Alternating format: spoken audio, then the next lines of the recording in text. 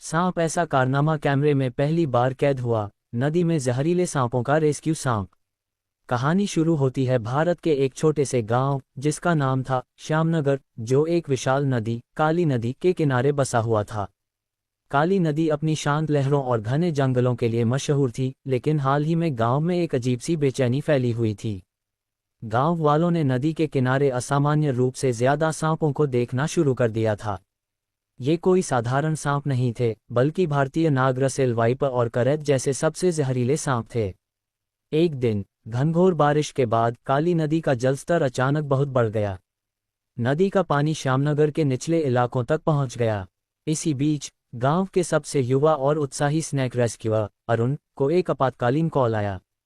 Call करने वाले ने घबराते हुए बताया, अरुण, जल्दी आओ, नदी किनारे हमने जो देखा है उस पर यकीन नहीं हो रहा। इतने सारे सांप एक साथ एक ही जगह पर। अरुण बिना समय गंवाए अपनी छोटी सी रेस्क्यू टीम, जिसमें उसकी बहन नेहा जो वीडियो रिकॉर्डिंग और बैकअप का काम संभालती थी, और उसका अनुभवी दोस्त विनोद जो जाल और सुरक्षा उपकरण संभालता था, के साथ मौके पर पहुंचा। नदी का दृश्य देखकर उनकी आंखें फटी रह गईं। पानी में एक बड़ा, पुराना और पानी में डूबा हुआ पेड़ का तना फंसा हुआ था। ये तना बाढ़ के कारण अपने मूल स्थान से बहकर किनारे आ लगा था, और उस तने के ऊपर पानी से बचने के लिए एक दो नहीं बल्कि कम से कम 25 से 30 सांप लिपटे हुए थे। इनमें से अधिकांश सांप जहरीले थे, और उनका ये जहरीला मंजर नदी के किनारे खड़े हर व्यक्ति को डरा रहा था। नेहा ने तुरंत अपना कैमरा ऑन किया। ये कारनामा कैमरे में पहली बार कैद हुआ है, अरुण, उसने फुसफुसाते हुए कहा। यह दृश्य बहुत चुनौतीपूर्ण था। सांप अत्यधिक तनाव में थे क्योंकि वे बाढ़ से बचने की कोशिश कर रहे थे, और जहरीले सांपों का इतनी बड़ी संख्या में एक साथ होना रेस्क्यू ऑपरेशन को बेहद जोखिम भरा बना रहा था। एक छोटी सी गलती भी घातक हो सकती थी। अरुण ने पहले आसपास के लोगों को सुरक्षित दूरी पर जाने को कहा। उसने अपनी टीम को शांत रहने और धीरे धीरे काम करने का निर्देश दिया।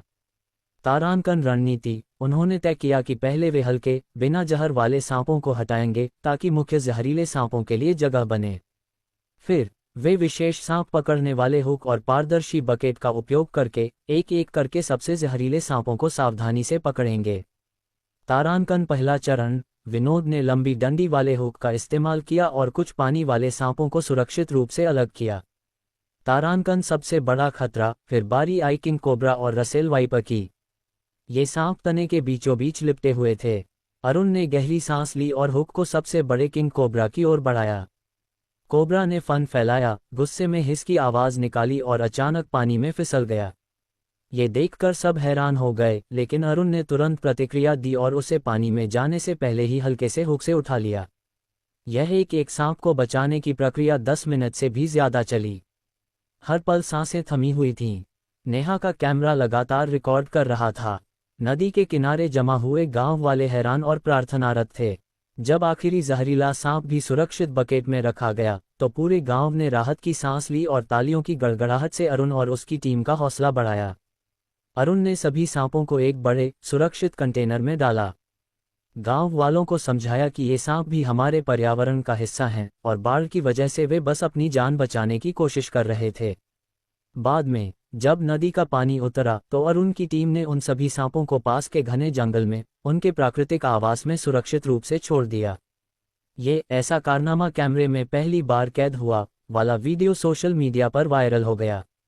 लोगों ने अरुण की बहादुरी और जीव प्रेम की सराहना की। ये घटना श्यामनगर के इतिहास में न केवल एक खतरनाक, बल्कि एक मानवता भरी जीत के रूप में दर्ज हो गई, जहां इंसान और जहरीले जीव दोनों को बचा लिया गया। अरुण ने कंटेनर को बंद किया और गहरी सांस ली। उसके माथे पर पसीना था, लेकिन उसकी आंखों में संतोष की चमक थी। नदी के किनारे खड़े गांव वालों ने एक बार फिर जोरदार तालियां बजाईं।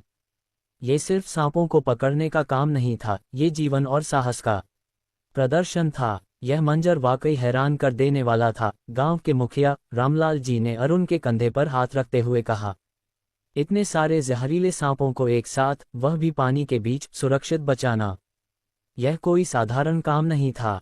ये कारनामा हमारी यादों में हमेशा रहेगा। अरुण ने मुस्कराते हुए जवाब दिया, रामलाल जी, ये जीव भी अपनी जान बचाने की कोशिश कर रहे थे। बाढ़ ने उन्हें बेघर कर दिया था, हम इंसान हैं, हमारा फर्ज है कि हम प्रकृति के हर जीव की रक्षा करें। नेहा ने अपना कैमरा बंद किया।